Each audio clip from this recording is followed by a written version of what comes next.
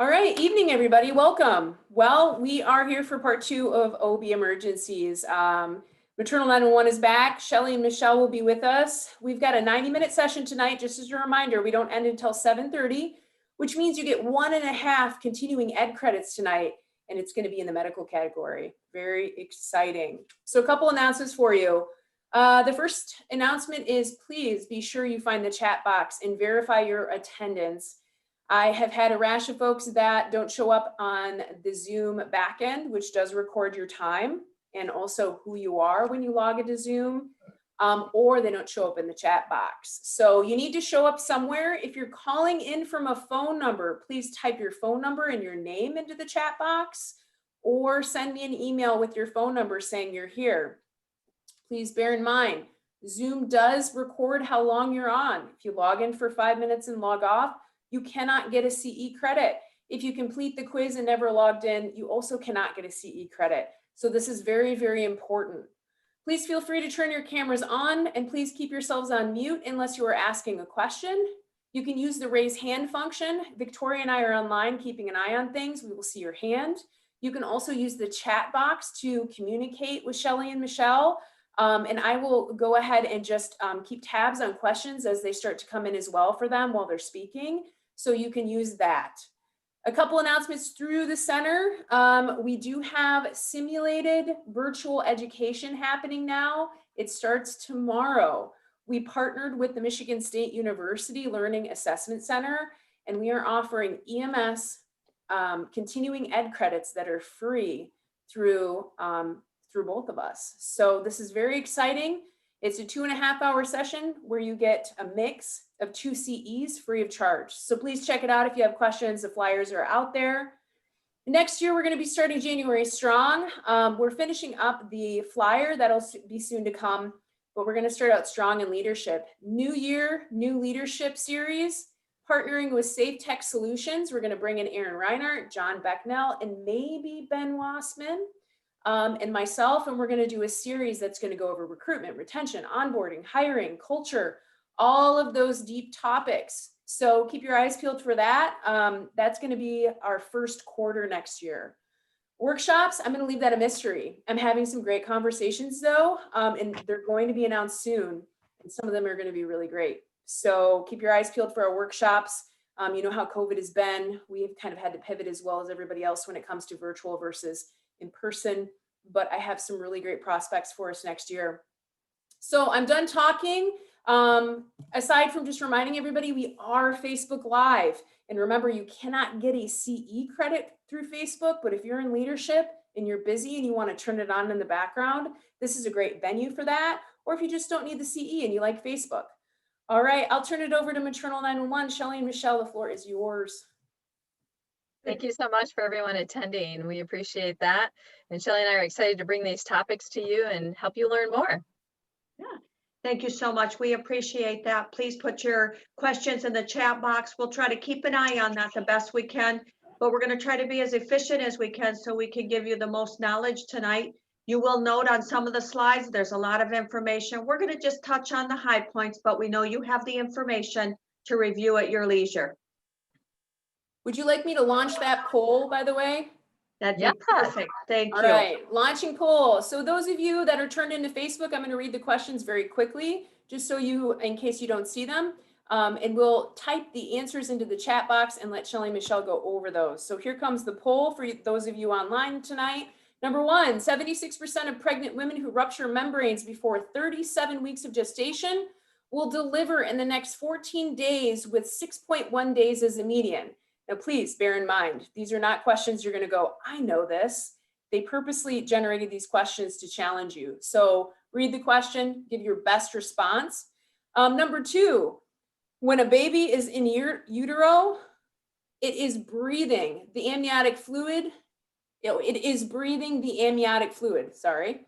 So when a woman has early ruptured membranes, the fetal lungs cannot develop as well since the fluid is low or scant. So again, a true false question. Go ahead and pick which one you think is the best answer. Number 3, when the fetus has less fluid from PPROM, can you please Preterm premature rupture of membranes. Thank you. It cannot move its arms or legs as well, thus stunting the development of the muscles. Many of these babies have issues with walking as they age. True or false? Number 4, PPROM is responsible for blank of all preterms. So how many essentially? The options are 1 out of 10 of all preterm births, 1/3 of all preterm births, 1/2, or 90%. So go ahead, and these are obviously projected on your end except Facebook Live, but go ahead and pick your best response. And then those of you on the other end, we will go over the answers here shortly. We'll give you maybe a minute or so. I'm going to start with, oh, I see some people are using the chat box. You can do that too, but if you can see this on your end, it's really great if you just select an answer, just so we can gauge where the audience is at, and Shelly and Michelle can kind of gauge where you're at too, and then they're going to go over the answers with you.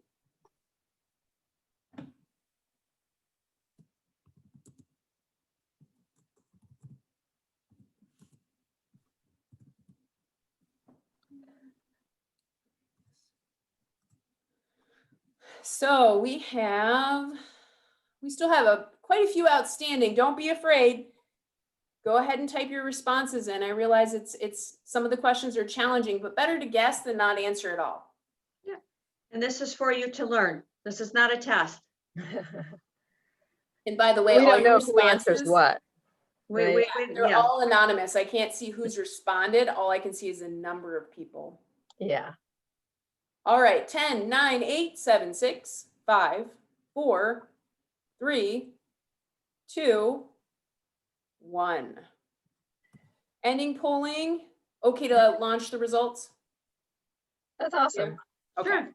All right, So- results should launch. And you should see those results on your end. Can you guys see those? We sure can. Yep. Yes. And I am working at typing these into the chat box as well. So are you going to put the answers in the chat box? So we're I good. am, yeah. And if you could Perfect. just like briefly highlight which one, which answers are what and why, that would be super cool. Okay. So it is true in number 1, 76% of women who rupture their membranes before 37 weeks deliver at 14 days. Within the next 14 days, it's interesting too, even within the first 7 days, it's like 56%. We'll get into that detail. Yes, yes. As well as number 2, the fetus needs some of that fluid in there. So their lungs do not function well if they don't have that fluid. So we can get some hypoplastic lung disease that develops. So that is true as well. Which goes along with 3. And if you think about 3, like if a baby doesn't have room, like if it doesn't have fluid to move, everything's just sitting there like held against its body because it doesn't have fluid to move. And just like if you were to sit there like wrapped as a cocoon, you would not do well either after a short period of time. And the same with those babies. So a lot of those babies, once they're born and start developing and going along the milestones that they're supposed to get to, they have difficulty with that because the muscle tone and the muscles just not developing as they should from that loss of fluid. And then I'll let Shelly get through that. Go ahead to 4. Yeah, PPROM is responsible for 1/3 of all preterm births. So that's just huge because that ruptured membranes, you need that membrane to kind of keep everything, or the bag of water, as it's called, you need that to keep everything protected. And so once that ruptures, things don't go so well. So we'll get into that with our lecture. If Shelly, you want to launch our... I sure will. So our first topic is the PPROM, or preterm premature rupture of membranes. And I'm sure you guys can read through the objectives there. We want to be sure to touch on your issues, going through whether the scene is safe, the chief complaint, history taking, that primary and secondary assessments, the vital signs, and then the whole sample side of it, the signs and symptoms, the allergies, the meds, the past medical history, last oral intake and events. So we're going to try to touch on those as we go through this as well. So premature rupture of membranes is defined as rupture of membranes before the onset of uterine contractions, also known as pre-labor rupture of membranes. Preterm premature rupture of membranes, also PPROM, occurs before 37 weeks, 0 days gestation. This occurs at about 3% of pregnancies, but is responsible or associated with 1/3. There's our first answer. And these are some risk factors for women with PPROM. And you can see, even some occupational issues, standing in an upright position, mental environmental stress, working conditions, if they've had a prior preterm birth, if they have fetal anomalies or fetal growth restriction are risk factors. There can be environmental risk factors, heat or air pollution, all sorts of things there. When they don't have a partner, when they have anxiety or depression are risk factors, and even life events like a divorce, a separation, or a death increases their risk. And then it talks through some things like this polyhydramnios. That's when there's too much fluid around the baby, and it really makes that membrane taut and easier to break. So of course that would be a reason as well. DES, another one listed there, that's something that women were given back in the, I think it went off the market in 71, but caused some anomalies in the babies that were in the mom that was given that DES. And then premature cervical dilation. So when that cervix opens before it should. And then lower level of education is another one as well, as low socioeconomic status. Majority of pregnancies with PPROM deliver within 1 week of rupture of membranes. We talked about a randomized study that said actually about 6.1 days, along with the following observations. You can see the percentiles within the amount of time. So it varies greatly, but that median age is by that 14 or that 6.1 days. So not too long after they rupture. Exactly. And then we talked some about the complications in the polling questions, but they can also get an infection once that membrane ruptures and isn't there to protect it any longer. And we talked about, like, if the baby's all, doesn't have much fluid, neither does the umbilical cord. And of course, that umbilical cord is bringing that fluid from the placenta over to the baby. It is its lifeline. And of course, if it doesn't have enough protection there, the fetus can become asphyxiated from that. And then oligohydramnios, that's the medical terminology for low fluid. Just a simple word for that. And then if the baby doesn't present properly, it can be butt down or sideways or head down, because they're generally early too. So a lot of them aren't head down, like most are born at term head down. And then the cord can prolapse out as well, and we'll go into that lecture next segment. And then the placenta can abrupt or come away from the side wall. And then preterm birth, because again, once it ruptures, they're likely to deliver within that 6 to 14 day window. Complications associated with this, just a little more in depth. There's an increased risk of that placenta abruption and the prolapse of the cord. Placenta abruption occurs in 2 to 5% of pregnancies who are complicated by PPROM. Abruption increases even further with an increase of 7 to 9-fold when PPROM pregnancies develop an infection or they have a low amount of fluid inside that amniotic bag. Abruption may be an event that is either causes the rupture of membranes early or a consequence of it. So you can kind of have one before the other. It is common to have fetal malpresentation and reduced fluid when they're a preterm gestation. Cord prolapse risk is especially high because that baby is not engaged in the maternal pelvis, and up to 11% occurrence in one study when both non-vertex, so not head down, occurs with that premature rupture. The malpresentation increases also abruption, infection, and fetal death in utero. Babies need that fluid around them for a better survival. These complications are much likely to occur when rupture of membranes happen before 23 weeks gestation. So they need that fluid to move those breathing activities and for nice lung development. And I abbreviated at the bottom, AFV is amniotic fluid volume. You'll see that in healthcare. So when we talk about PPROM noting, it's a classic presentation of that sudden gush of clear or pale yellow urine from the vagina. The problem is that many women describe intermittent or inconsistent leaking of small amounts of fluid or just a sensation of wetness down there as well.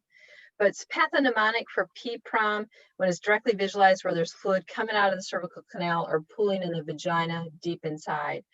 We know there's morbidity associated with that, and depending on the gestational age, the younger they are, the more likely an infection is going to occur. and about 1/3 of them develop potential serious infections, where it even can be imperative to the mother's life. Endometritis is what that's called, where it becomes infected all around the baby, and that occurs more often following a cesarean than a vaginal delivery in these situations. But those infections are high, and often these women, as soon as they get to the hospital, are started on antibiotics. Differential diagnosis, things that you want to think about when you see a woman who has vaginal wetness. Is it urinary incontinence? That baby could hit the bladder, they leak a little bit, and that's most of the time what they think when they say, I've got a dribble here, a dribble there. Does she have some vaginal discharge? Does she have an infection going on? Is it simply perspiration? When the clinical and the laboratory findings are positive for PPROM or they're negative, these are some of the things that we consider, because we can test that fluid and see if it's amniotic fluid. If it's not, it's one of these other things. A mild reduction in amniotic fluid by ultrasound is non-specific and related to many other etiologies. So if we're not sure by the volume of fluid around the baby, we may do further follow-up, repeat that ultrasound, continue to observe from the vagina, is she still leaking fluid?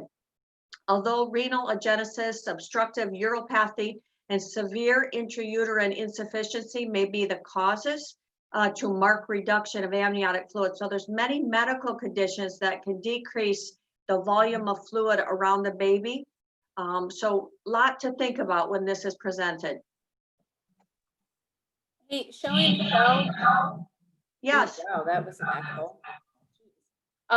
Could we really briefly go over the different membranes in the placenta, just because you might have some MFRs, EMTs, you're gonna have a grand scope, like a big scope of providers, just to remind them, maybe just take 30 seconds to kind of explain each of those, just in case it's been forgotten, or maybe they didn't get to that stage yet.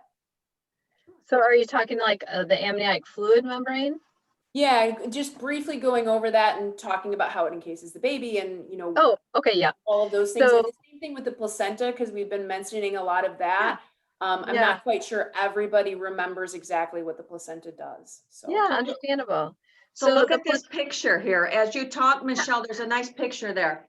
There sure is. So you can see that picture where there's a light pink about an inch around the baby, and then there's a darker pink line with a kind of a cord coming from it. Can you put your mouse over that, Shelley, and show kind of where those are? I sure can. So the darker, the darker kind of meteor pink, that's the placenta. And what that's doing is bringing nutrition from the mother's circulation through the umbilical cord to the fetus, and then it's feeding into the fetal blood system through the liver of the fetus. And so that's how it's getting all of its nutrition. And by doing that, then it pees into the amniotic fluid. That's how amniotic fluid is made, is by the baby peeing inside of there. And then all of that is encased in a whole membrane. When we talk about a woman's membrane rupturing, it doesn't matter where along that whole sac that it breaks, it's all going to come out down around the cervix. And it typically just brings fluid with it.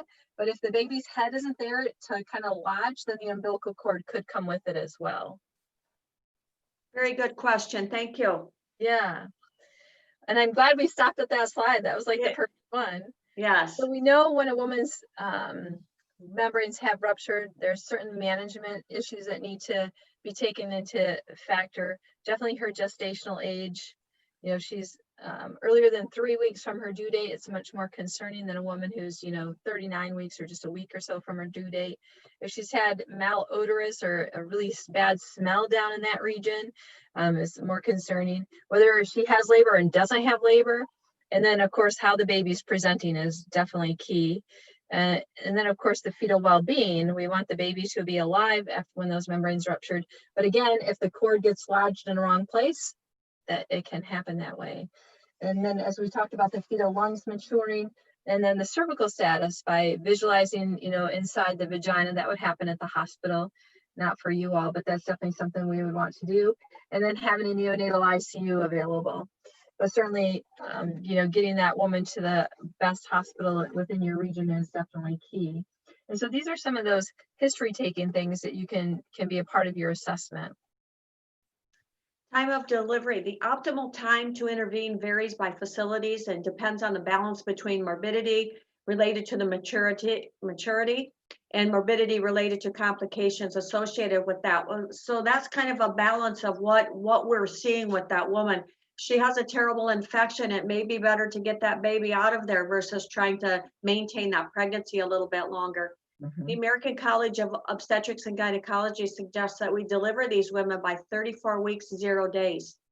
Between that 28 and 37 week gestation, random trials indicated that they've not provided a conclusive evidence to favor induction to get them to deliver or expected management, just waiting to see what happens on its own. The data is limited on this because there's not a lot of trials that have been studied. Examples are fetal lung maturity not being consistently determined. That's hard for them to determine, and thus not a factor for selecting patients who may benefit from delivery now versus waiting a bit later. The last concern involves the power of trials. The trials have been unpowered to detect meaningful measures of neonatal and maternal morbidity. It gets a little bit difficult in situations like this to say, if we'd have waited, what would have our outcome been, because we don't know what that outcome would have been versus do we deliver right now. So that's why it will vary so between facilities. Yeah. So with this one, the fetal and neonatal risks, I think we've gone through, quite a bit of that, as we talked about with the lungs and with their muscles. And so we want to be moving on, but we also know when babies are born early, they can have intracranial hemorrhages. That necrotizing enterocolitis has to do with their bowels, basically the blood supply is cut off to them. And of course, their eyes don't develop as well when they're born early. Symptoms of maternal fever, as with anyone else that would have a fever, her temperature would be elevated. Also, her white count that would be elevated. Would be determined at the hospital. But what you may see is you have mom's fever. You take the baby's heart rate, and that is elevated. Mom's heart rate is elevated. Her uterus, her abdomen is tender to touch. You may smell an odor from that fluid. That indicates that you truly have an infection. Others can be maybe not so, you don't have a high fever, you don't have a lot of pain. That's where it makes that a little bit difficult. So ongoing assessment. And of note that premature rupture of membranes with an identified genital tract infection such as gonorrhea, chlamydia, bacterial vaginosis would not be eliminated with prophylactic antibiotics. So it's continual assessment for them, but just for you to know, watch for fluids, smells, heart rates, and elevated temperatures. Which is a part of that, part of that vital sign and taking those. And part of that assessment is this what we call meconium stained fluid. As I mentioned, the fluid around the baby is from the baby peeing inside. When the baby gets stressed, it'll also release a bowel movement. That changes the amniotic fluid to a green fluid, and that's what we call meconium stained. And that's just something to note. If you see that, that's something it's no action to be taken by your part when you find that on the woman's exam, but it's definitely something you want to report up as you get the patient to the hospital. And it can be light green and it can be chunky green. And we've even heard the term, it looks like pea soup. Yeah. So to wrap this up, preterm premature rupture of membranes refers to the rupture of the bag of water surrounding the baby prior to labor in a woman who is less than 37 weeks gestation. It is responsible for 1/3 of preterm births and occurs in 3% of pregnancies. The premature rupture increases threefold when they're premature, has occurred in a prior pregnancy. So you want to ask that woman, have you had this happen with early rupture in a previous pregnancy? Because now we know she's at increased risk. It's a clinical diagnosis when you visualize amniotic fluid coming from her vaginal canal. And it can be a clinical history. Should she be very vague about it's leaking a little bit, it could be urine, maybe I have a vaginal discharge or perspiration. Those are some data gathering that is going to be very, very beneficial for you to report off to the accepting facility. They'll be very happy with you. We have all the references. If you want them, just give us an email. We'll send them to you. They're too long and would be boring to see here. So now we're going to go into umbilical cord prolapse. And Shelly and I have a great simulation for this at the end. So we're just going to go through some of this maybe more skimming to get you through, and then get to the simulation, because that's where Shelly and I love. We love the simulation stuff. There's three, as you can see from the pictures, and you can kind of just flow through those, Shelly. There's three different pictures up there at the top that show different types of umbilical cord prolapses. You're not going to know which that is. I mean, if you see a cord coming out of the vagina, you know it's not good, and you need to get that woman into, you know, the hospital just as quickly as you can. Of course, when an umbilical, you can go to the next slide, Shelly. When the umbilical cord prolapse comes down through there, and these are just the different types, as I mentioned, it doesn't really matter what the type is for you all, but one of the big things is to get the baby's head off from compressing the cord, or if it's the baby's butt, as it shows in that last picture. And I think you can go one more, Shelly. Then you do that best with the hand and the vagina. And I'm not sure if you all have privileges to do that, or if you need direction from a physician. But of course, if that umbilical cord is pulsating, the baby is still alive. So you would want to try to do your best to keep that head or the buttocks away from that umbilical cord. The cause of umbilical cord prolapse is thought to be related to the flow of amniotic fluid when the membranes rupture. So kind of think of, you had something inside of a water balloon and you poked it, that's going to come out. And that's what happens with that umbilical cord. This can occur with spontaneous rupture of membranes or during a procedure in a hospital setting. But most of the time, they're at home, they call you because something is hanging between their legs. A cord prolapse occurs in 0.16 to 0.18% of live-born deliveries. Another reference indicates that statistics are a little bit different, as you can see there. With the increased use of ultrasound in the third trimester, the rate of umbilical cord prolapse is decreasing. You won't know that in the home setting or the external environment, like we can do that. Like if we suspect there's a rupture, the cord is coming down like this, but we don't see it outside of the vagina, and ultrasound would help us there. But out in the field where you are, the best thing is to reposition her, and we'll talk about how to get that pressure off that baby's lifeline. We're going to just pause for a moment here and have Andrea take on the next poll, because I know it involves some of this information and our next section so we're going to do this lecture, a simulation, take a break, another lecture, and then another simulation. So we'll have Andrea do the poll that involves both those next lectures right now. Thank you. Yeah, so I am just launching it now. There's a question in the chat box about the poll. You do not have to type your answers into the chat. You can just select it on the screen. The only reason you would do the chat is if you really wanted to share or you couldn't see the screen, but it is not required. And remember, you can just click right on the screen, at least you should be able to, and it's anonymous, so I don't get to see who and what. So here goes the, sorry. Here goes the next section. I'll read these very quickly to you. Number one, when umbilical cord prolapse happens, the occurrence rates of fetal presentation is vertex, or what would be referred to as head down, 0.24%, breech, blank percent in transverse lie. I don't know if I maybe did a typo there. Belly or back down, 9.6% of these pregnancies. There's a word missing for sure. But the options are 3.5, 5.0, 8.1, and 9.9 for breech. So read that question and select your best answer. And like I said, there's no right or wrong. We're just reading and basically using our educated minds. Number two, when umbilical cord prolapse occurs outside the hospital, 3 of 7 occurrences result in fetal neonatal death. You can impact this by positioning the woman in knee to chest or placing a hand vaginally to push up on the. So what are you pushing up on? Options are pubic bone, cervix, fetal presenting part, or posterior vaginal fornix. So select your answer there. Number 3, umbilical cord prolapse can occur without the cord visible outside of the vagina. True or false? And number 4, when a woman delivers, it is normal for her to have a blood loss of, and your answers for that are, sorry guys, my Zoom is there we go. 50 milliliters is one option, 250 milliliters, 400 milliliters, or 700 milliliters for blood loss. Number 5, the most common cause, and we're going to get to this in a little bit.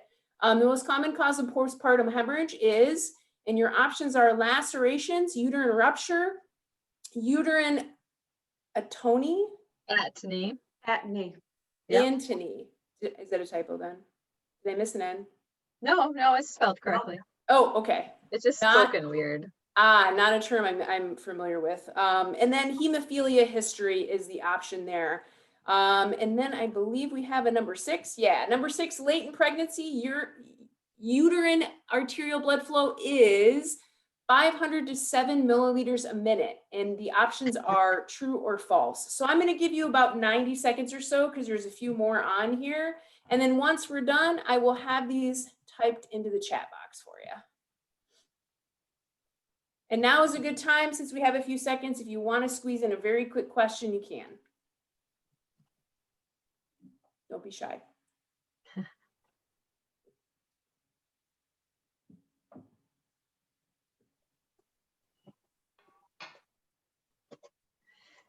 As they're finishing that up, I just want to share a story. I had a patient who ruptured her membranes at 19 weeks gestation. So like even, before she got halfway, and she ended up going till 34 weeks, which is just phenomenal.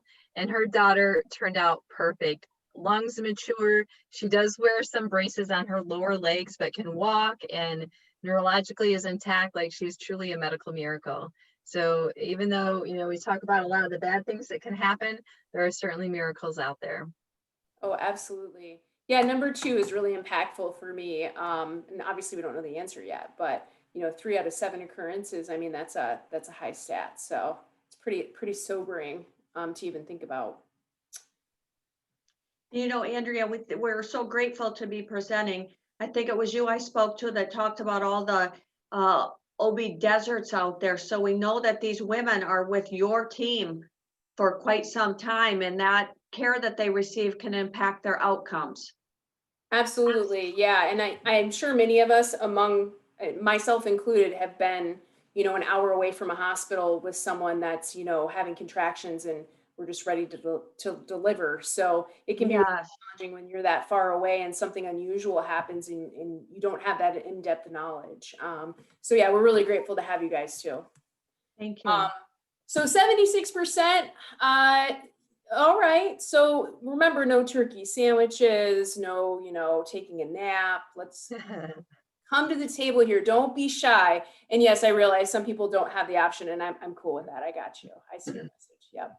Okay. So I'm going to end the poll. 5, 4, 3, 2, 1. And you guys can see the responses. Yeah. We sure can. Yes. So the first one, it is true, the one that got correct, or the most votes, I guess, was 3.5%. So the majority, when the umbilical cord prolapses, are transverse lie, just because there's nothing to stop anything from coming down. So those babies that are laying across in the, in the woman's uterus, there's a lot more options for that cord to come down. With breech, 3.5%, and then of course in their vertex, it's even less, at under 0.24%. So just a heads up, you guys, my poll is frozen. Like, it won't. Okay. Yeah, it's doing its Zoom thing over here. So Okay. Well, no we'll one can continue see- to read. I Yeah. can't see anything yet, and I can't. Yeah, it's just stuck there. So Okay. bear with me. Continue on, but just so you Okay. know, the audience. Okay. It's just what you need. Number 2, when the umbilical cord prolapse occurs outside of the hospital, 3 of 7 occurrences result in fetal neonatal death. You can back this by positioning the woman in knee chest or placing a hand vaginally to push up on the fetal presenting part. Get that baby off that umbilical cord. It's the best thing we can do for that. And then the third one, umbilical cord prolapse can occur without the cord visible outside of the vagina. And that's certainly true, as most of you had put on there, because it can occur up inside, next to the head, next to the ear, Even they've talked about a baby grabbing its own umbilical cord.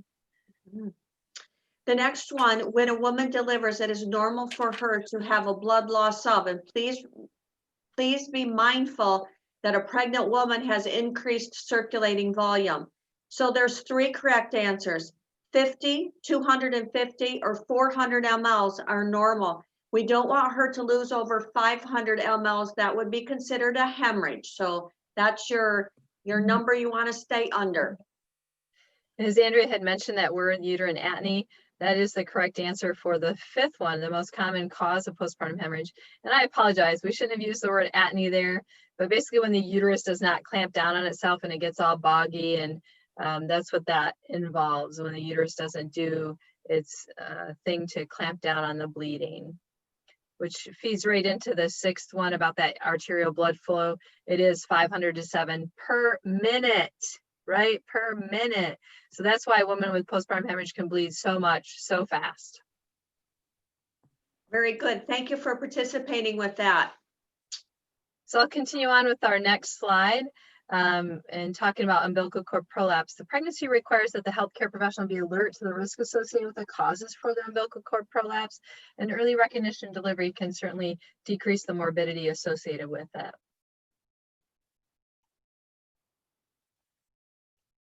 Malpresentation, as we've talked about, increases her risk of having an umbilical cord prolapse. Lots of room for that fluid to swish down that cord. Also, polyhydramnios, lots of fluid. So put a lot more fluid, puts a lot more pressure, and can push that that cord right out with that gush. Preterm gestation, again, most of the time associated with that malpresentation or breech presentation. And so there's definitely risk factors associated with it when the women don't gain much weight. The prematurity due to smaller size fetus compared to amniotic fluid volume with a higher rate of malpresentation of the term fetus. Multiparity, when there's more than one baby inside of there, that cord prolapse occurs when that rupture of membrane because of the engagement. There's not a fetal part engaged. Malpresentation again, pelvic tumors. Uterine tumors or malpresentation. So the first thing that comes to mind is like a woman who has a fibroid, a benign muscle tumor, but it'll grow and grow in there and take up room so that baby doesn't have much room to grow as well. Uterus thinks it's time to have a baby. We can have placenta previa, where that placenta is right across the cervical opening from the inside. You wouldn't see that on the outside, but it's on the inside. Or the placenta is low in the uterus. When we showed you the image, the placenta was at the top of the uterus, but it can implant anywhere in there. Or cephalopelvic disproportion means that maternal or the mom's hips are smaller, the outlet for that baby to come down through. So it's more likely to have the cord come through because the baby cannot engage in that region. So we talk about the methods for reducing that cord compression. You can see the pictures to the left. That first one is you can't really tell real well, but it's a hand going up inside the vagina, trying to hold the baby's head up and away from the cord. The next one shows you with the mom in knee chest position, because again, that can change the fetal head and get it away from the cord as well.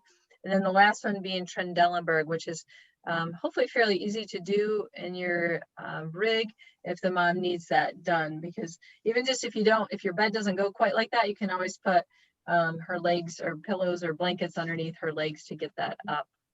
And this is something you can do that's very fast, effective, and does not require anything special. Cord prolapse management is the same as that for a laboring woman. If there's no fetal heart tones, we want to rapidly get her to the accepting facility.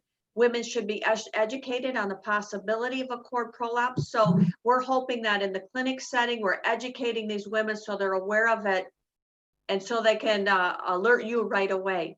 Women should be instructed to call for that help, get knee chest position, which we just showed, lay on her hips, somehow get her bottom up so the fetus will go up in the upper part of her uterus and all the pressure, the gravity, not have it lay on that cord. There is limited data on conservative management for rupture of membranes.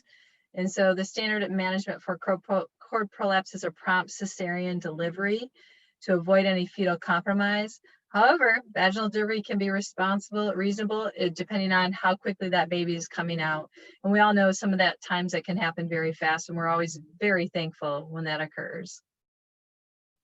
Umbilical cord prolapse is an obstetric emergency with potential for poor perinatal outcomes. It's imperative to educate our women, which we do in the clinic, and for you as the safety providers to educate her why you're doing what you're doing. They're so much more compliant when they understand why we want them in knee chest, why we might want them to turn over onto their hands and knees. So good communication with them. References again at our website. We'll let you know about that. So we're going to do the simulation now of the umbilical cord prolapse. And this involves, so, oh, good. Can you all see Shelly? Is she big again? She's not big right now. As soon as she talks, though, she becomes big for me. Okay, that's perfect. That's perfect. Okay. That is. So this is an umbilical cord prolapse simulation. So Shelly will have her pelvic model there. This involves Shira. She's a gravida 3, para 2. So meaning she's had 3 pregnancies and 2 deliveries. She's 39 weeks in active labor. She's experienced 2 rapid labors in her prior pregnancies. She has called 911 for help because things are moving fast and she feels that she is concerned and won't make it to the hospital. Her membrane spontaneously ruptured as help arrives at her home, and she states, "I feel something hanging between my legs." Her husband says, "Is that a baby's foot? What is it? Is the baby coming? Please help." So you want to assist her to a supine position for the exam and implement management. So looking at that area, help her remove her clothes and inspect the perineum. Is it the umbilical cord? Yes, it is. If you can see the umbilical cord here, it's hanging out of her vagina. Then you want to immediately try knee chest position because that could cause the cord to shorten and get pulled back in where it can stay warm. Because if the cord cools off, it can go into spasm. And then of course, call for assistance. She will certainly need assistance.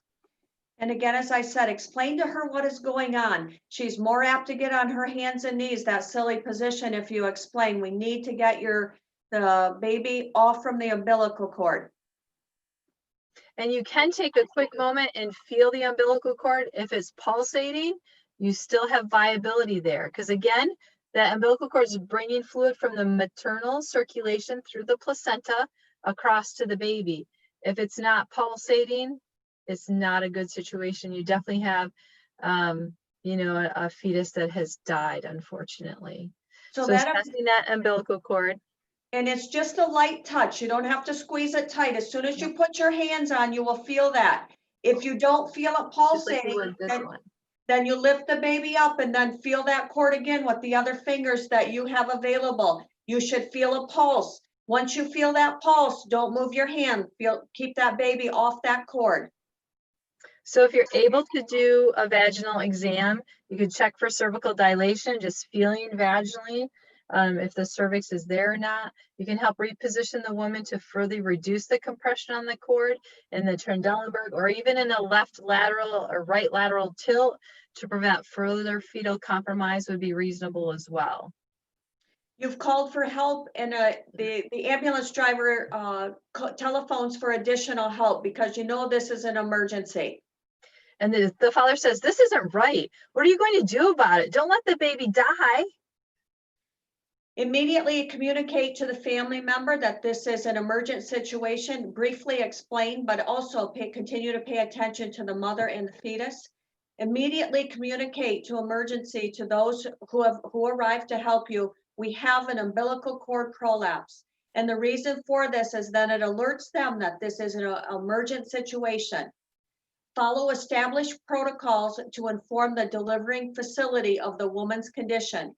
This will allow them to prepare for a possible C-section. If she's not delivered vaginal with you, you're going to keep that baby alive till you can get to the hospital.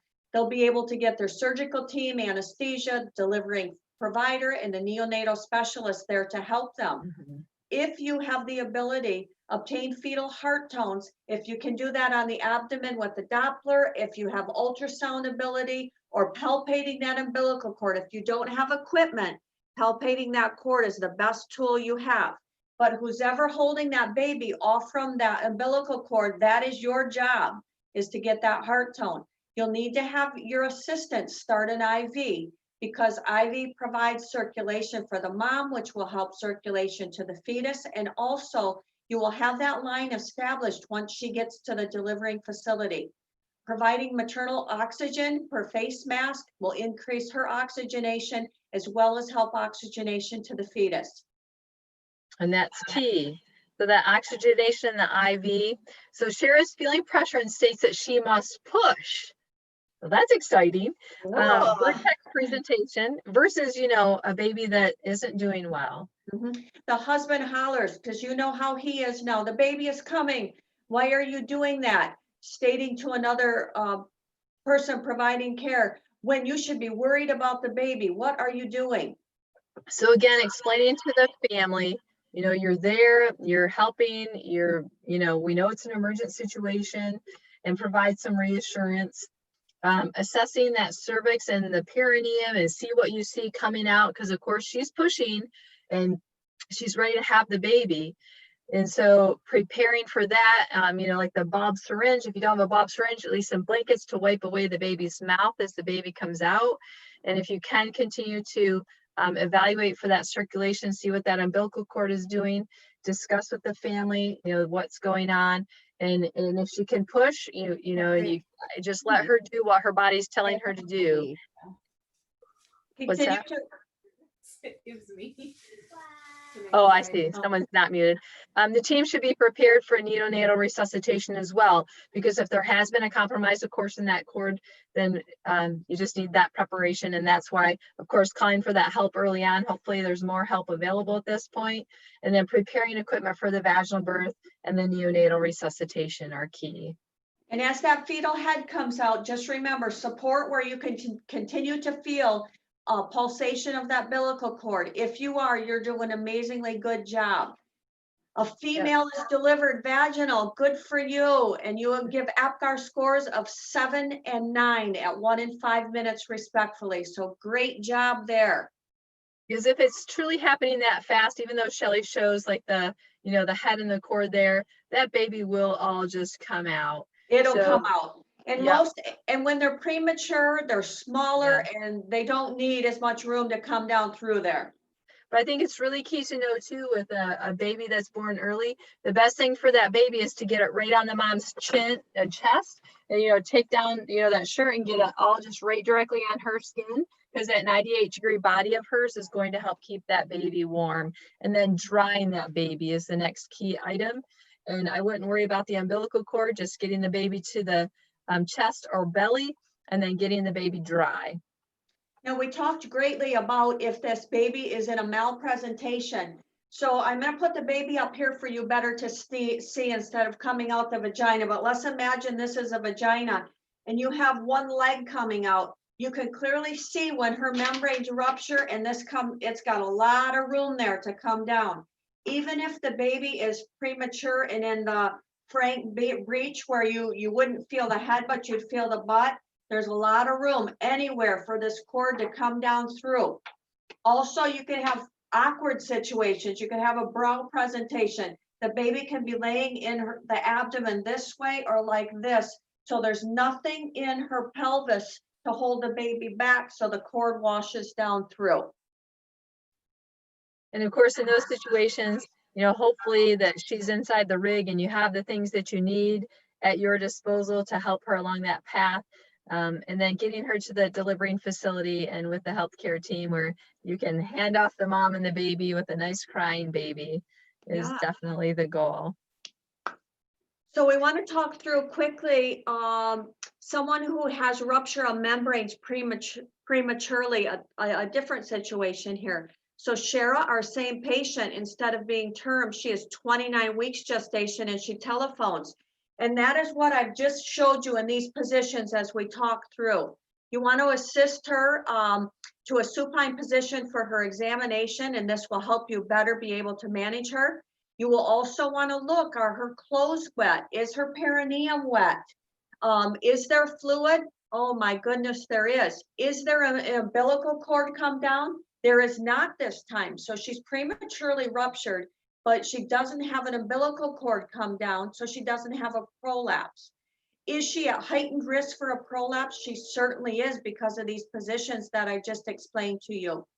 You need to very clearly explain to the woman and to her support person in terms that they'll understand why this is an emergency and why you need to take her into the hospital. You want to obtain vital signs, especially to note her temperature. Does she have an elevation in that? Does she have a fast heartbeat due to that temperature? Assess other symptoms. Is she having contractions, uterine tightening? She might not understand, so you ask her, is your abdomen feeling tight? Is that fluid that you saw, is it purulent? Is it yellow, whitish? Does it have that meconium fluid color to it, that greenish pea soup color? Is there any other type of discharge, including bleeding? Do you notice an odor? Has she had an injury, a slip, a trip, a fall? Are you responding to a motor vehicle accident? These are all things that evaluate for labor, an infection, or an accident that led to her premature rupture of membranes. If you can, obtain fetal heart tones, either by fetal Doppler or an ultrasound, if you have that available. If not, the best thing you can do is try to position her in a way that we have good circulation. Lay her on her left side, her right side, put something under her buttocks to lift that, just in case you're not sure there's an umbilical cord up inside. We talked about an occult umbilical cord prolapse that you cannot see. Those are all good positions to put her in, and the best thing you can do to ensure baby has good circulation. And realize too, there can be 2 different layers of the membrane. And I've certainly had it in my experience where the outer layer of the membrane ruptured, but the inside layer didn't, because it does have 2 layers. They do tend to fuse the further along we get in the pregnancy. So putting her in that Trendelenburg or that knee chest position for transport, I think is really key, just to be on the safe side and be sure that you're getting that umbilical cord away from that opening. So I think we'll do a break. Do you agree, Shelley? Yeah, I think this is a really good time for a break. We're at 6:53. Let's reconvene at 6:58. So a 5-minute break. Sure, someone has a question. Well, of the 3 positions, is there one that tends to work better than the other? You know, really, Gary, I think you try one position. If you do not feel the cord pulsating, try another position. And just keep going through those. I have had to turn a patient, maybe a lateral position, knee chest, back to another lateral, and it was magical and worked really good. So just try all those positions. I don't think there's any one you really need to start before the other, but you just use your best judgment depending on the position you find her in when you arrive. And where she can move to and be comfortable, because some women cannot tolerate knee chest for more than about 30 seconds. Yeah. And others can sit there for hours. So that could be a limiting factor as well. Perfect. So Thanks. good question.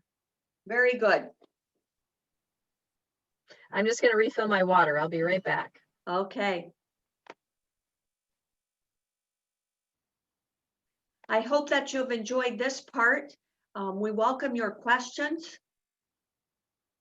Yeah, absolutely. Now's a good time to type in some questions. And as they said, we're on break for another 3 minutes. So feel free to grab something to drink or use the restroom or whatever you need to do. Something that's coming up for me, though, that maybe a lot of folks aren't thinking about or have is, you know, if you're in a rural landscape, how would you handle this if you were by yourself in the back?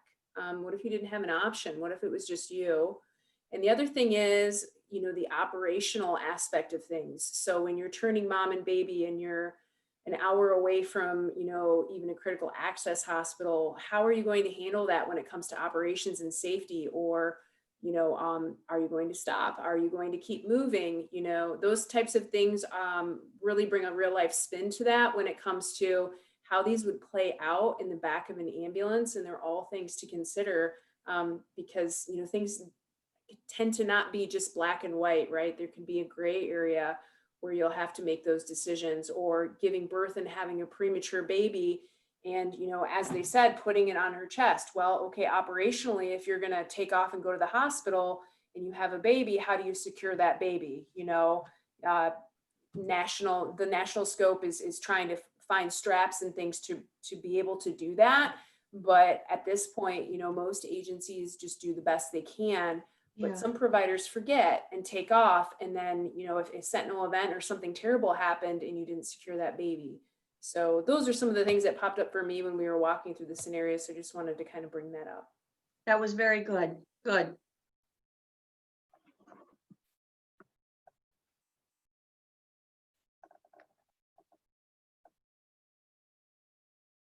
So I think we're going to start back on postpartum hemorrhage. Do you have that to I sure up. do. I sure do. fantastic?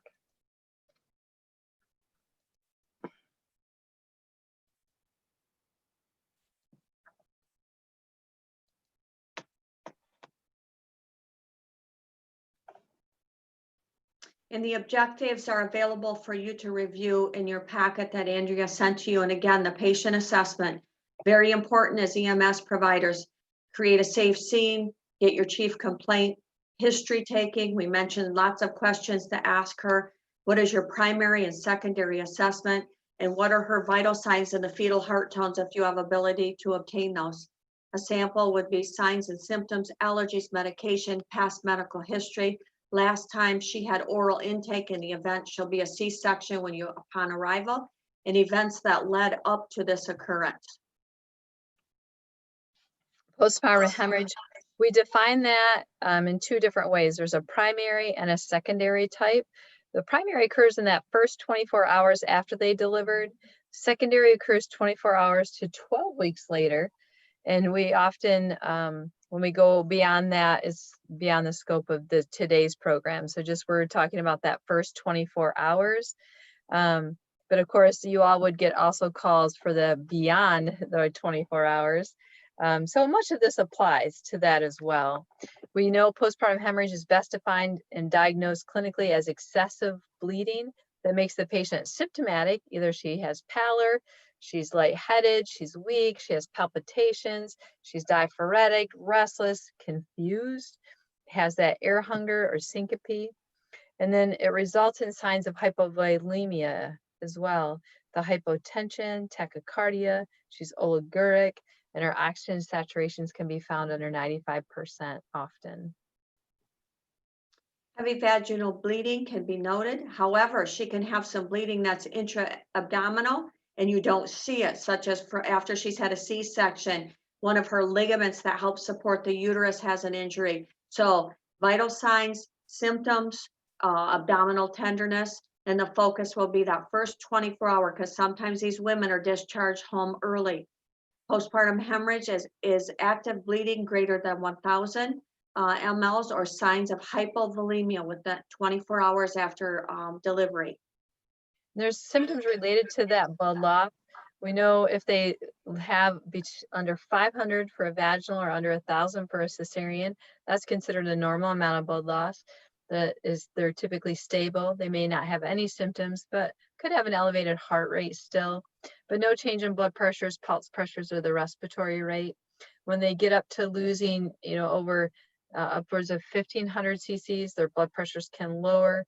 As you can see there, the 85s over 45s, their heart rates increase and can be thready. Their respiration rates, of course, elevate, trying to get that air hunger through. And then their capillary refill can be delayed. They can be restless, confused, have that pallor, as I had mentioned. And then when they get even higher and you need massive transfusion, they're just unstable. Systolics and further decreasing blood pressures, their heart rates are more elevated and more of that air hunger occurring. The incidence varies widely. They feel that 1.2% of all deliveries end up with a postpartum hemorrhage, and it can be as high as 2 to 3% in previous years. So it's increasing a little bit over time, and that could be due to early discharges and other unknown causes. In a study of 154,000 women with 666 cases of postpartum hemorrhage, they found in decreasing frequency, there's following factors to this. So this can go along with your health history when you get that involved. If labor has been augmented with Pitocin, which is a drug that's given during a labor to help the contractions occur. If they are induced, if they have hypertensive disorders through their pregnancy, when the baby is large for gestational age, or those babies that are over 4,000 grams, which is a 9-pound, 4-ounce baby. Their instrumented delivery, such as vacuum or the forceps, if they've had lacerations, placenta accreta, and that's where the placenta it implants too deep in the muscle of the uterus, and then it doesn't come free like it should. And that, of course, leads to a lot of bleeding. When they fail to progress during the second stage of labor, so they've completely dilated and now they're pushing, and their pushing efforts don't get the baby to come down the birth canal, that's definitely a risk factor as well. And then retained placenta, and that placenta doesn't come out like it should. So you could ask her, did you have to push for a long time? Did you have to have any procedures to get the placenta out? Do you have, they might not know what lacerations is, or so did you have any stitches in your bottom? In a large study, most common risk factors associated with the need for massive transfusion were the abnormal placental insertion site, as Michelle described, one that goes into that uterine muscle, and abruption where the placenta separates early from the uterine wall, severe preeclampsia, so very elevated blood pressure, or fetal demise. The baby was dead in the mom for a great length of time. This can lead to massive bleeding as well. So women with different hemophilias or blood dyscrasias, this is something you may be able to get in her health history, but those women with von Willebrand's, factor 9 deficiencies, those with hemophilia A, and then women who have a history of some really bizarre things like amniotic fluid embolism, where the fluid from around the baby comes into their lungs. If they've abrupted, had preeclampsia, and this other disorder called HELP syndrome, those can again lead to different blood disorders that can cause them or give them risk factors for the hemorrhage. Hemostasis begins generally when the placenta separates from the uterus, which causes the myometrium, the uterine muscle, to clamp down, and the vessels are then constricted that supply the placental bed where that placenta was attached, and that's what helps so she doesn't hemorrhage. It forms a clot at that previous placenta site, and that's what controls her postpartum bleeding. Any disruption in that or an incomplete separation can cause her to bleed, as well as if she has bleeding disorders, she was given drugs that affect her ability to coagulate, or if she's had some possible trauma. And although uterine atony, where that uterus doesn't come down properly, is the most common cause of postpartum hemorrhage, it's often very responsive to therapy, and so not the most common reason for them to undergo massive transfusion. In a large worldwide series, 54% of women with a postpartum hemorrhage receive blood transfusions. So Late pregnancy uterine arterial blood flow, this is one of our questions, is 500 to 700 mLs per minute. You've got a lot of blood circulating, and it accounts for about 15% of cardiac output. This increase in blood flow is responsible for postpartum hemorrhage. Most women do not hemorrhage because uterine bleeding is controlled by contraction of that uterus and local decidual hemostasis, so that development of a clot where the placenta was embedded. And so these are the most common causes from atony, like we spoke of, but that could have trouble when the uterus has been overfilled, when it has had an infection, when we've used relaxing medications during her labor, or if she's had a long labor where she's, been in labor for 54 hours. And then there's this thing called uterine inversion, when the placenta comes out, the uterus can come with it. So if she has any of these issues, then they're more likely to have this atony where that uterine muscle is just tired and it doesn't want to cramp down like it should to stop the bleeding. Postpartum hemorrhage generally is caused by diffuse, that uterine atony, that lazy muscle, which does not respond when drugs are given to help clamp that down. So that's the most common reason that a massive transfusion would have to happen. If the uterus appears to be firmly contracted, very tight, so you get to her and you feel her abdomen and the uterus is firm, then you have to think of other causes. However, one should keep in mind that the uterus may not be maximally contracted, the whole thing. So part of that could be a little bit relaxed, and that's what's causing your bleeding. A well-contracted fundus, the top of the uterus, does not exclude the possibility that the lower part of the uterus they're not reading and they're not working together. Part of it's cramped down and the other part is not.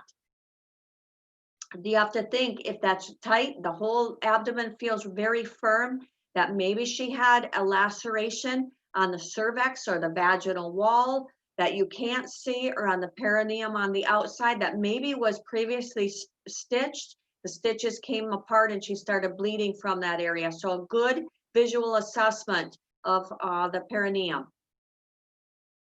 So that's where we get into trauma. As Shelley mentioned, those lacerations or those stitches the women might have had. And those stitches can occur, they're on the outside, they can occur up along the vagina, they can occur on the cervix, they could occur in the uterus if she's had a cesarean. And then, like I mentioned with the incisions, or, every once in a while, women have to have an episiotomy where we cut on the outside. And then uterine rupture, which is very rare. Thankfully, in all my years, pray to God that I've never seen that. I haven't to this point, and I don't want to. And then lacerations are more common after an instrumented delivery. So if they had to have a forceps, what we call a vacuum, and it's truly like a little vacuum, we stick it on the baby's head and then we pull on it to get the baby out. But it works pretty well. So in your assessment gathering, you could ask her, did she have to have any instruments to help facilitate that delivery? And we talked about coagulation defects, blood dyscrasias, things like that, that could lead to heavy bleeding. So to improve those outcomes, we also recommend that the patient safety and labor and delivery department develop some sort of kit, so that you can just grab a kit and, if she's in there hemorrhaging quite severely, you can take that kit with you. And that's something, to consider on the rig as well. Now, what items do you need that are just easily within your reach? You don't have to go here and over here to get those supplies. It is important to provide life-saving treatment measures before the patient is terminally declined. And if you're going to have her for a long time, it's probably going to be the work that you do that saves her life. The goal is to maintain and restore circulation to vital organs, maintain and restore tissue oxygenation, prevent and reverse any coagulopathies. We'll do that in the hospital setting. And then just identify and eliminate the cost. If you see a laceration, something on her perineum that's bleeding, get your gauze, whatever it is you use in your rig, and hold constant pressure there to control that bleeding. If the intervention doesn't succeed in decreasing the hemorrhage, the next treatment should be quickly implemented. And delaying that recognition or uncertain treatment can result in further bleeding that can be life-threatening to her. Delaying controlling the hemorrhage may increase the need for a hysterectomy, or may result in hemorrhagic shock or even death. So if you start to see those deteriorating vital signs. So women with persistent postpartum vaginal bleeding, you need to watch and reassess very quickly. Establish good IV access for fluid volume to help her with any that she's lost. Keep her warm. Continue to monitor for that bleeding that continues despite the interventions that you've implemented. Although that initial interventions described below are often successful, in the setting of cardiovascular instability, it's really important to avoid prolonged futile attempts of conservative therapies. The bimanual massage, that's our typical first go-to, and we'll demonstrate this during the simulation, but basically you're really just pushing hard on that top of that uterus and keeping it massaged during that time. And that massage helps that uterus to kick in, get out of its lazy mode, and clamp down like it should to decrease the bleeding. We talked about IVs access. Use the largest bore that you have available so you can administer fluids rapidly. In your initial assessment, you'll know her health history. Most pregnant or postpartum women can take large amounts of fluid and do very well with that. And that will help facilitate when you get to the accepting facility that you've already got that line established. And remember, the more she bleeds, the more she shuts down to her periphery to support her vital organs, the harder it is for you to get an IV. So establish an IV as soon as you can get one. I think it's important to point out on the other side, you can do intraosseous, and I believe some of you have that on your rig. That if you need to get that intraosseous access and you know, plug it into her shoulder, because you're going to get to some of those women who are already clamping down and not have easy IV access. We know oxygenation is important in administering, you know, if you can get the face mask or something similar, as much oxygen as you can to her. And we know that that high flow mask and the correct flow is important for her and to help make the situation less worse. Just a brief, you won't have these on your rig, but so that you have the knowledge for this. Medications used for postpartum hemorrhage are listed here. It is my understanding from Andrea that possibly you have transacemic acid, TXA, available. So very good. That would work very well. It is usually used within that first 3 hours after she's delivered. And so that's just what the TXA says. We know for each moment after delivery, its benefit is much less, but to give it within that first 3 hours can be super helpful. And it's competitive inhibitor of that plasminogen activator, how it actually works. And by giving it within that 3 hours of birth, maternal death and hemorrhage may be prevented regardless of the cause. And it's noted that adverse maternal effects from the medication are quite low. But if that's all you have and your IV fluids and your massages aren't doing that, it certainly would not cause harm to her. It just might not be as beneficial as it would have been many hours earlier. And this is briefly goes through the dosing of TXA, so I'll allow you to read that in your time. There And is contraindications to that. You need to avoid it in women with clear contraindications, so known thromboembolic event. If she said she has a DVT, you know, a blood clot in her leg or a blood clot in her lungs, you can't give TXA. If she has a history of coagulopathy, any of those in her history. Active intravascular clotting, so if she is in DIC or you think she's in DIC, you don't give that to her. Known hypersensitivity to it. And then in patients with a subarachnoid hemorrhage, or as I mentioned, that DIC. And DIC is that, you know, shutdown of our whole system where you get little clots all throughout your body. It takes all of our clotting factors away. fluid resuscitation and transfusion. The best we can do on our rigs is make sure you're maintaining some circulating volume by establishing venous access or the interosseous, giving her the oxygen that you can as well. We know compensated shock may be present in the woman who has increasing heart rate, the tachypnea, and stable blood pressure. So when these symptoms are present, that PPH protocol or postpartum hemorrhage protocol should definitely be instituted, even if there's light vaginal bleeding that you see, because she's already bled out probably a lot of it. So the aggressive volume resuscitation and even possibly packed red blood cells and other blood products can be used to help treat that hypovolemic shock. So these are some lab studies that will be done in the hospital setting, but we just wanted you to be aware of how this is evaluated once you get her to the delivering facility. We know that it can cause postpartum hemorrhage can cause maternal morbidity and mortality as well. And catastrophic events, as I mentioned earlier, it could cause death. That fluid overload where it gets, you know, just too much and they get pulmonary edema. Abdominal compartment syndrome can happen. They, of course, can become anemic from it, from all the bleeding. Transfusion-related complications, sepsis, they can get emboli from this as well and clot where they shouldn't. And unplanned sterilization if they end up with a hysterectomy. And then Asherman syndrome is a disorder that can occur from being inside the uterus and trying to get her to stop bleeding. So postpartum hemorrhage can be defined as excessive bleeding that makes the patient symptomatic. She tells you, I'm lightheaded, I feel my heart beating fast. She's sweating profusely, diaphoresis. She seems to be a bit confused. And or it results in hypovolemic. So you get a low blood pressure, hypotension, tachycardia, oliguria. So ask her, are you peeing okay? Have you urinated okay since you've got home? Whichever terms she can understand, that would be very helpful for you. And you do her pulse oximetry and it's below 95%. That should raise great concern for you. The most common cause is atony, that lazy uterine muscle that isn't talking together, contracting down like it should. Trauma and acquired or congenital coagulation defects. What is your health history? Although there are many known risk factors for postpartum hemorrhage, knowledge of these risk factors is not always clinically useful in preventing a hemorrhage. You can be very, very healthy, have a baby, and have a postpartum hemorrhage. No known etiology. Usually it's atony, but we can't always be sure. But all these questions, these key messages or assessment gathering information we've talked about will be very helpful in you developing a plan and providing and implementing the measures to save her life.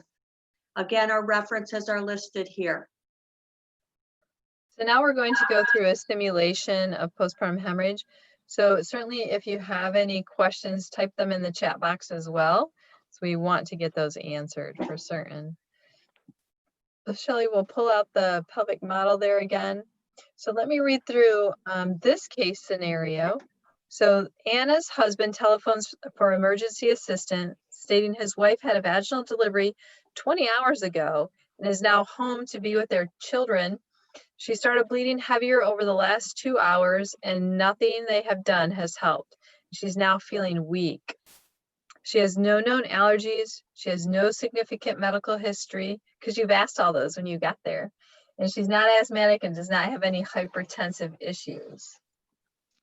The family member says, why is she bleeding so much? I never bled like this after giving birth, and I've had 5 children. Something is wrong. What is wrong? Do something.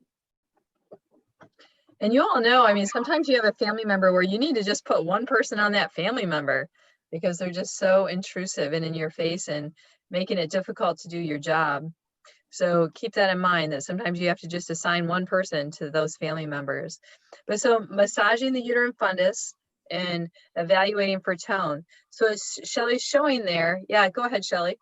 So what I'm doing is she's just had a baby. So the uterus, the lower part of the abdomen, that lower uterine segment may be a bit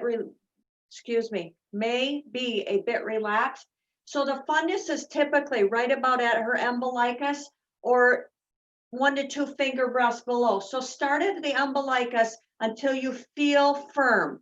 Then you're going to massage that between your hands. I have my non-dominant hand at that lower uterine segment to support it because I don't want to push so hard on the fundus that I cause a uterine inversion and the uterus now comes out of her. True. So you can hold here with your hand like this if you're strong enough, or you can use your fist. So you're kind of taking your hands and pushing that muscle between your hands. You will magically feel that sometimes firm. Now it gets firm, you feel great about it. You think, whoo, we've got past that. Once you quit, she starts bleeding heavy again. You have to go back to that uterine massage. So it's continual and ongoing assessment. It sure is. Yeah. The next step, so that's just kind of an ongoing thing. Like when someone starts to bleed, I basically don't take my hand off that top of that fundus. I just push down there. And a lot of times she'll grab my hand and want to take my hand away. So again, it comes back to that communication of, you know, please let me massage your uterus. I have to keep doing this. I know you're uncomfortable, but I have to keep doing this or you're going to bleed to death. And we can't have that. You got to take care of that baby. Yes, and I've had a few women even reach down and grab my hand and I tell them, squeeze my hand, you're okay. Help me massage. There's just something about them holding their hand there. So they may do that with you. If you think internally, because our next step is to assess the bladder. And if you think internally about where the bladder sits compared to the uterus, if that bladder is all full of urine, it can be holding that uterus where it's not able to contract down. So assessing her bladder, make sure that she's peed fairly recently. And if not, then, you know, you may even have to ask her to just to, you know, wet wherever it is that she's at to clear that bladder out. And of course, obtaining her vital signs, as I'm sure you all would do that quite immediately. And then assessing for signs of hypovolemia, hypotension, if she's tachycardic, checking her oxygenation saturation, and then assessing the blood loss. Is she currently bleeding? And if so, try to figure out kind of an estimate of a volume that you think she's lost from the things that you see around. Ask her how often she's changed her peri pad, and this will help to estimate how quickly she's been bleeding. Gaining IV access, as we had mentioned during the lecture. You know, if she hasn't shut down her periphery, you could maybe be able to get in an IV access, but wants you to have a large gauge one. I would say, even say an 18 gauge. And hopefully there's a person to help, because that hand needs to stay on that fundus. You know, it just can't leave there. And so if she has shut down that periphery, getting that intraosseous access, if that's what you can do, it's what you have to do. And then considering the TXA, or that tranexamic acid, is definitely on the docket as well. And then notifying that delivering facility, utilizing a protocol if they have it available. And if not, then consider creating a postpartum hemorrhage protocol for yourself. So you have now been in this position massaging. 8 minutes later, the fundus remains boggy. It's still not getting firm. However, you've got blood, is trickling out of the vagina, and then you note that she is now saturated or soaked a pad within 5 minutes. Her vitals continue to be stable.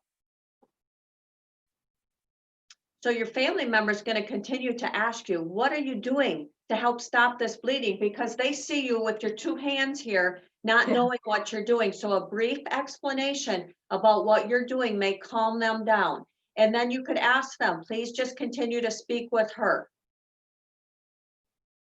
And so continuing that assessment, Shelley, were you on number 9 there? I'm sorry, I lost it there. Yes, we're right on Okay. number 9. So they're continuing to The assess her. circulation, yep, the airway and the breathing, speaking to the patient, you know, and making sure that she stays conscious and stays with you, preparing to take her in the ambulance and in the accepting facility, and be conscious of the time in the home, because of course, the longer that she's in the home, that increases more risk of bleeding. So I'm sure you're all very conscientious of that and those issues, but continuing that fundal massage is really key. And as Shelley mentioned, like a lot of times I'll put my fist right down in front of their pubic symphysis, and then kind of push up on that, because sometimes just getting that uterus up out of the pelvis can be helpful too. Because if you think about, you know, anatomically, the sacrum's in the back, so you can also use that sacrum to kind of pinch it against if you are pushing on, yeah, like Shelley's showing you, if you're pushing there on the abdomen, that can be helpful to push through there. Yep.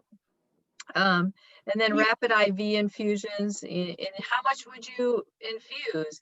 And I would say definitely a rapid 500 would be very reasonable. Even in a woman who's had preeclampsia or hypertensive disorder, 500 cc's is going to be fine. And then depending on, you know, if you need to straight catheter or put a Foley in, if that's within your scope of practice. If not, ask her to urinate. Just tell her to go. Put a bath blanket underneath her. You may not have time to put a bedpan, but see if she can empty for you. And then of course, keeping the family informed, and you know, what exactly would you say? I think just as Shelley mentioned, you know, this is why I'm doing this to you. I'm having to keep that uterus muscle firm so that it can shut down the bleeding, because you have a lot of blood flow to that uterus that was thinking, you know, it needed a baby, then get blood supply to the baby, and that we need to shut down. And you may need to do a combination of massages. This is going to get tired holding for a bit, and then back to the fist and back here. You may even have to go on the other side of her because your hands get tired. Yep. Yes. Yep. So the next assessment, the hemorrhage continues. Anna now becomes tachycardic. She has a heart rate of 122 and her blood pressure is 89/52. Bimanual compression with massage continues. Now, if the hospital organization, the ER physician gives you permission to put your hand in the vagina, you may do this to push that and get that muscle a little bit more between your hands versus being up above the symphysis pubis. So you may just put some pressure on her vagina and squeeze between your hands. And we say that, talk about this with your delivering facilities and see if that's something that you will have permission to do. Also consider increasing your IV infusion rate. As she's bleeding, you're going to need to replace that. Consider the medications we spoke of, the TXA. Inspect the genital region. You're here. Keep an eye with your arm. Make sure you're monitoring how much bleeding she's doing. If a laceration is noted, take sterile 4x4s, whatever you can, and apply some pressure on that laceration. She may have one here in her perineum. She may have a laceration over here. Ones you won't see are in the vagina or of the cervix. However, if she's bleeding and then she develops a clot right at the vaginal opening, it's best for you not to disturb that, because that may now be controlling the amount of bleeding and giving you time to get her to the delivering facility. At the same time, continue to watch her circulation, her airway, and her vital signs. Make sure that she's not continuing to deteriorate. And so the bleeding continues. Anna's uterus remains boggy with bleeding. And her family member says, do we need to be worried? Yes. So as in our slide presentation, we've given you different medications. Fortunately, when you're in a hospital setting with control, if one medication doesn't work, we can go to another one. So read through that, be familiar with that. They may not be medications you'll be able to use, but you'll know that you can continue to do what you're doing so that they can implement the next med on their resuscitation protocol. Anna's bleeding continues with deteriorating vital signs. And the family member says, are you just going to let her die? She needs you to do something. She still wants to have more children. You have to help her. So you have her all prepared for transport to the accepting facility. Think about what are some of the issues that can occur during transport? What do you need to think about if she continues to deteriorate? And that would be good conversations for you to have in a simulation with your peers. And I think one thing too that we haven't talked about, if you do have permission from the facility where you're taking the patient, I have often just taken my finger straight, go into the vagina. If you can show them that, Shelley. Yep, right and here. make a fist inside the vagina, because once you're past that opening and you have your hand in there, at least my hands are fairly, I don't know, I think they're pretty average handed. I don't have tiny hands, you know, but you can make a fist up inside of there and then push that uterus down on it. So we showed that, you know, suprapubically, how you can do it above the pubic symphysis bone, but you can also have a hand, just like Shelley's shown you, a fist in the vagina and then pushing down on that fundus on top of it. And basically you're sandwiching it, just like you would put pressure on a wound. You're basically putting pressure on that uterus that's hemorrhaging. You're taking control of that. And I want you to remember, this seems like it really ouchy. Remember that more than likely she's had a baby just come down through here. So once you carefully make your way through the outer labia majora, a baby head has just come through there. Yeah. She'll probably tolerate that with some pressure complaints, but tolerate it better than what you're sitting there thinking this evening. But you're going to save her life. You're going to save her life if you can get that uterus to be tight. Yep. So Anna remained stable in the transport and the accepting facility was met at the ER entrance and care was transferred.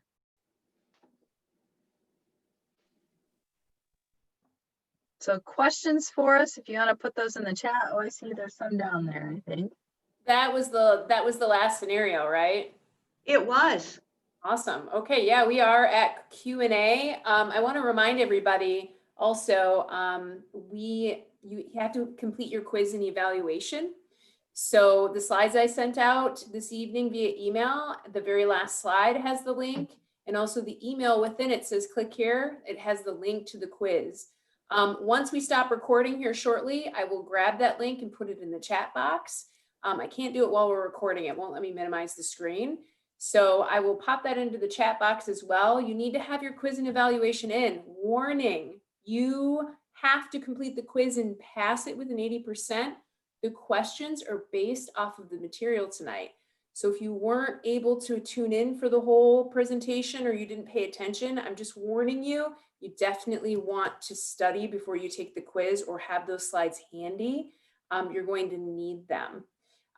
So I will hand the floor back over to Shelley and Michelle, and I want to thank you for attending and look for our webinar flyer that is going to come out for next year. Also, I had a request to send out the simulated education that's happening this month. I'll send that out via email, and I'm going to send out the answers to the questions because I had a request for that as well. So I'll forward those on too.